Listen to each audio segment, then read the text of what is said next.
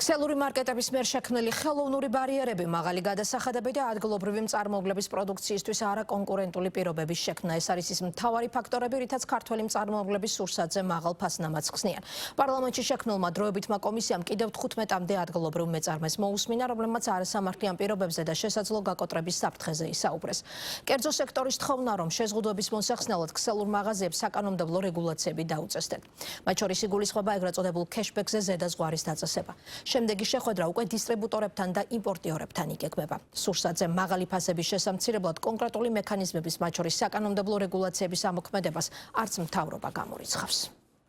საცალო ქსელების დაწესებული გადასახადები და დაგვიანებული ანაზღაურება. სასურსათო ფასების შემსწავლელი კომისიის სხდომაზე ფასების ზრდის მთავარ ფაქტორად კვლავ რითეილ სექტორი დასახელდა. ქართველი მეწარმეების საკანონმდებლო ორგანოს საკითხის რეგულირებას თხოვენ და ამტკიცებენ, რომ ამ პრობლემის მოგვარების შემთხვევაში მომხმარებლებს პროდუქტებში გაცილებით ნაკლების გადახდა მოუწევთ. როგორც ირკვევა, ასევე პრობლემურია გაფორმებულ ხელშეკრულებებში გაწერილი პირობები, რომლებიც ბაზარზე კონკურენცია საფერხებს. კონტრაქტის პირობებს კი დომინანტურად მხოლოდ საცალო ქსელები აწესებენ. კეშბექი დაახლოებით 13-14 წლის უკან იყო დაახლოებით 12%.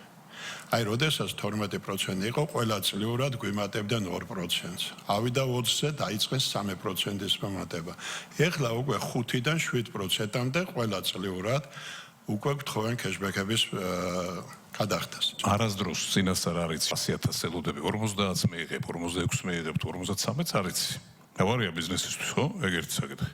და მეორე კეშბექი რეალიზაცია ამას გეუბნება, რომ ჩაგირიცხე 50, რაც შენი გაიყიდა. და კეშბექი საიდან არის დათვლილი?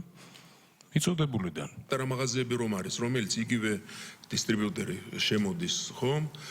არაფერს არ თხოვს ის.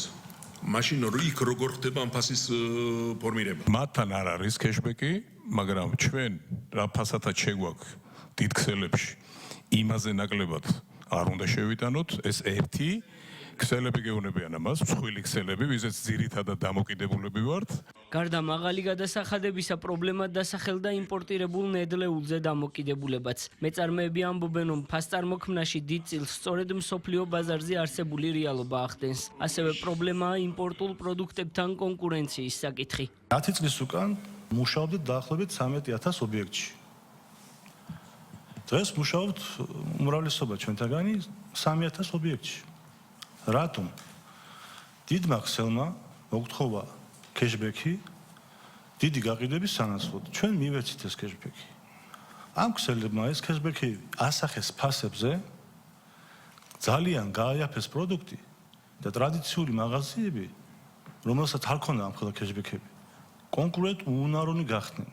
ანუ ისინი ამოვარდნენ აი ამ სტრატეგიიდან. დავანებოთ ცოტა ხნით თავის საცალო ქსელებს. რა განაპირობებს ამ ქვეყანაში იმას, რომ წარმოებას მუდმივად და პერიოდულად ეზრდება ხარჯები და შესაბამისად პროდუქტის თვითღირებულებაც იზრდება. რატოა ძვირდა, რატო გაძვირდა ჩვენი პროდუქცია? ეს არის რომ თვითონ ნედლეული გაძვირდა მსოფლიო ბაზარზე. ყველაფერი გაძვირდა აბსოლუტურად როგორც ჩვენთან, ისე ევროპაში. ნედლეული რისგანაც პროდუქციას ვაწარმოებთ უკვე მაღალი ფასია და უკვე ნაწარმოები მეზობელი ქვეყნებიდან შემოსული იმპორტი უკვე დაბალი ფასია თვითონ პროდუქტი. ამოსავალი ალბათ ის არის, რომ რა თქმა უნდა იყოს ის იმპორტის, ის ადგილობრივის და გარკვეული რაღაცა ხელშეწყობა კონდეს ქართულ პროდუქტს. მან გინდათ უფრო მეტი პროგნოზირებადობა, უფრო მეტი გამჭირვალობა, ეს საშუალებას მოგცემთ, რომ სწორად დაგეგმოთ, უფრო ეფექტურად მართოთ ბიზნეს პროცესები და საბოლოო ჯამში ეფექტურობა მოგცემს ფასის კონკურენტუნარიანობას. ჩვენი მიდგომა ვერ იქნება, რომ იმპორტი დავბეგროთ,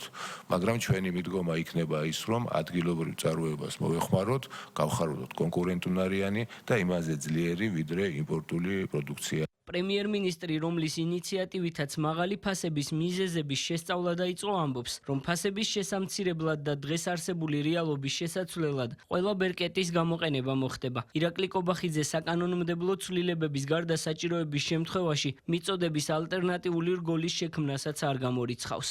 საბოლოო ჯამში ჩვენ ვფიქრობთ, რომ ეს პროცესი შედეგს გამოიღებს ჩვენ შესაბამისი ინფორმაციის განალიზების საფუძველზე.